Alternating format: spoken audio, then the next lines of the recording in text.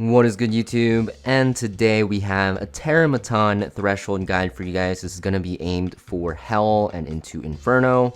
And TERRORMATON is basically a threshold that you can start farming, and it gives you pretty good gear, right? The reason why you want to farm this is because it's going to give you these sets. The best one, in my opinion, right now, especially in the earlier stages of release, is Kenai. This set is going to be super powerful, this matrix, because it's going to just give your damage dealer, whoever it's on, a big damage boost. Some people get baited by Onslaught thinking it's the best one because it gives you the most attack. Kenai will give you more damage overall, it's just more damage. That's just how it is. And it will replace your Onslaught. You can use this on your Rillamocha to one-shot Doki Doki first wave if you're struggling. So a lot of people actually stop by TERRORMATON to farm Kenai. Now, the other sets are still very good, right? You have Cure and Wellspring, kind of for like tanky characters. If you have a healer, Cure is very good. And Battle Will is okay as well. It's probably the worst one of the bunch that you don't really care too much about, except to do your Hyperlink Charter quest. So now, what about Team Comp? So there's a lot of units you can use in TERRORMATON. It's a lot different than Doki Doki. So you're going to want to bring a main DPS. You can bring like 2 DPS if you really want. You want a defense down. You want something that can lower their defense. And then you're going to want 2 supports. And then you're going to want a sustain.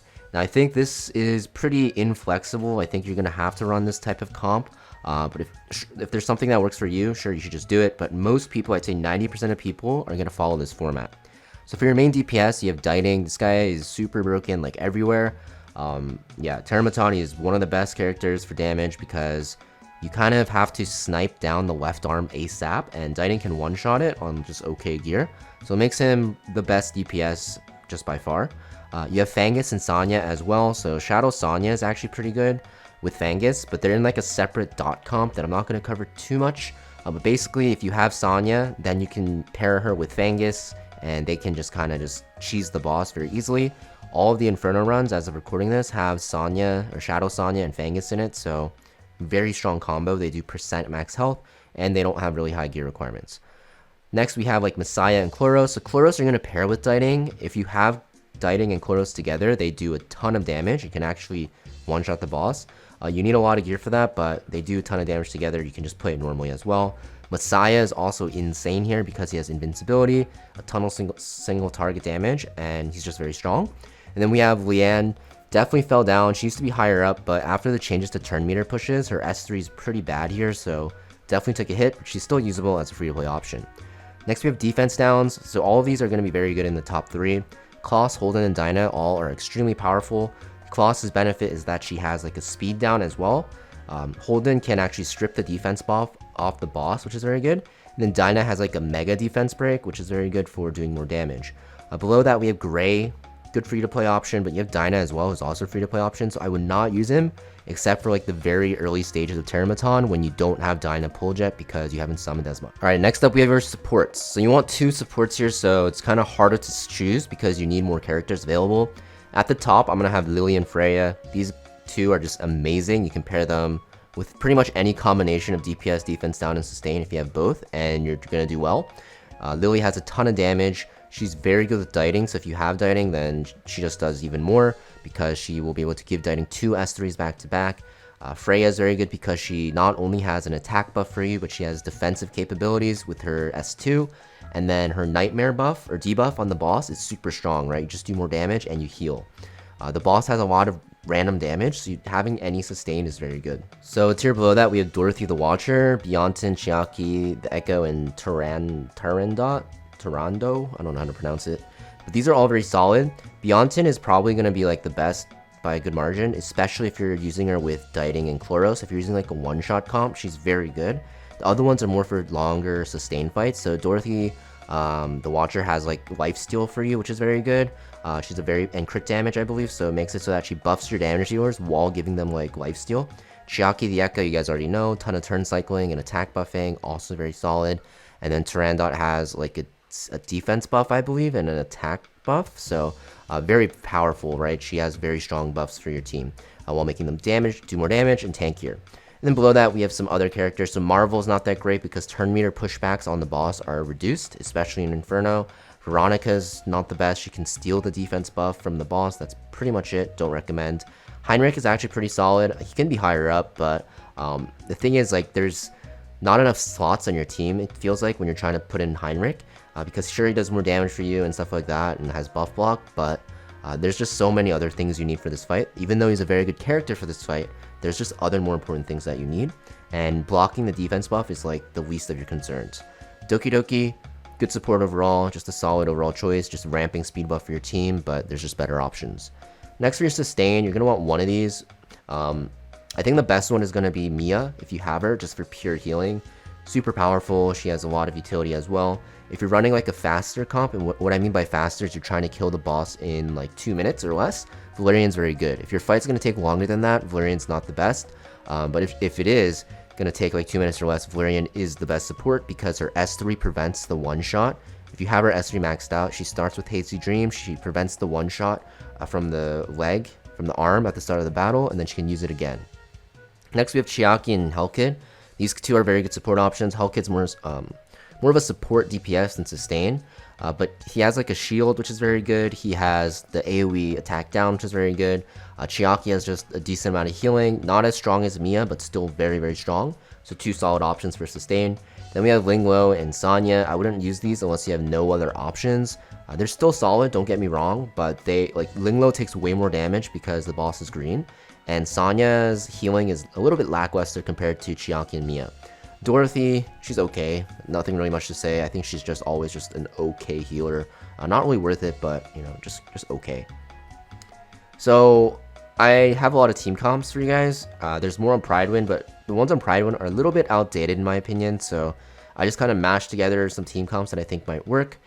If you guys have some other team comps that you run that you want to recommend to newer players especially, make sure you guys let them know in the comments down below. I only could fit 12 here. I wanted to put more, but it would have been hard to see because it would have been so small. But there's a lot of different team comps you can make work. As long as you like follow this guideline with like at least one main DPS, not at least, but one main DPS, one defense down, 2 supports, and a sustain. Like almost any combination of this will work. Just make sure you don't overlap buffs and debuffs too much, right? So once again, these are the team comps that I've seen people use. They're not random. I've seen people use this, and I even looked at the leaderboards. There's a ton more that can actually work. If you guys actually want to see what people actually use in the game, you can click this little book at the top right when you're looking at the threshold, and you can see for every level based off clear time or even recent clears. If you want to see more, I guess, normal ones, you can see what people are using for their clears. Extra tips. Yeah, so basically make sure your main DPS is 6-star. Make sure your shells and modules are leveled, of course, and then make sure your modules are appropriate for your union, for your unit, especially the right side.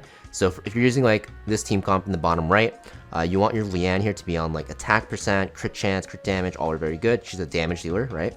Dinah is like a defense down character. She's a debuffer, so you want her to have some effect accuracy, right?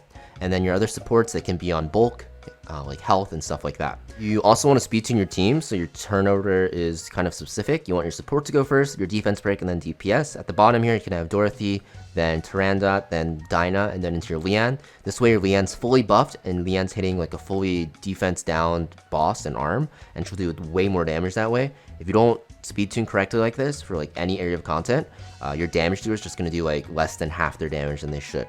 Also, you want to kill the left arm first into the boss. The reason why I kill the left arm is because it does damage, so if you don't kill it, you're gonna die. The only way you can skip the left arm is if you're running like a Chloros one-shot with Diting, or you're using a dot. Now, I'm actually gonna show you guys my team comp, but before we do that, if you guys found this video helpful and you guys want to see more Threshold videos and guides, make sure you guys hit that like and subscribe.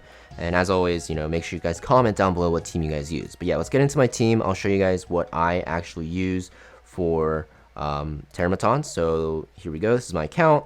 So this is the comp that I have here. I have Lily. This is her setup here. You can see the stats on everyone. Valerian. I have Klaus here, and then I have Diting, and then I have Freya. This is like my core team that I use in a lot of content. And you're gonna see the way it's tuned is my Lily goes first to buff my Diting and give everyone speed. Then my Klaus will AoE, defense break, and speed down. And then my Freya is going to S3 and attack buff my Diting while putting up Nightmare. And then Diting's going to go into the arm here. He can one-shot it sometimes. Looks like he won't one-shot it here, which is unlucky. But it's still fine. Even if you can't completely one-shot it, it's not the end of the world. It's ideal to one-shot it, but not one-shotting it is not the biggest problem. I should still be able to clear it because this team comp has a lot of synergy together, and they have a lot of damage amplification and good sustain on top of that with Valerian and Freya. So here we go. This is why Lily's so good with Diting. I got 2 S3s off, and now, you know, I'm just dual attacking, follow-up attacking over and over on the boss. And basically all you're doing after you kill the left arm is just hitting the boss. There's nothing really else to it. There's no point killing the right arm because it's super tanky and it just takes way too long. The boss gets a stacking buff here. You're gonna see this one, reconfigure, and every time he takes a turn, he's just getting stacks and stacks, which will make him do more and more damage. So you're on a clock. That's why you only kill the left arm first, so you don't just die straight up. And then you're gonna be focusing the boss here.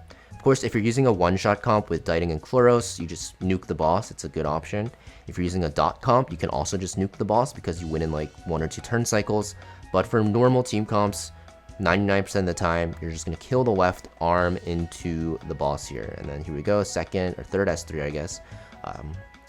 Second on the boss. At this point, the boss should be dead if I one-shot the left arm, right? Because I would have had another S3 from Diting on the boss. But because I don't, it's fine. I also get another one with Lily here. So you can kind of see Lily and Diting are just super OP together. So if you have them, use them. But, you know, there it is. Super easy. Not the cleanest run, but even so, pretty fast, 2 minutes. And pretty simple, right? So yeah, that is pretty much it for this Terrormaton guide. Thank you for watching, guys. And as always, make sure you guys hit that like and subscribe to support me. And I'll see you guys next video.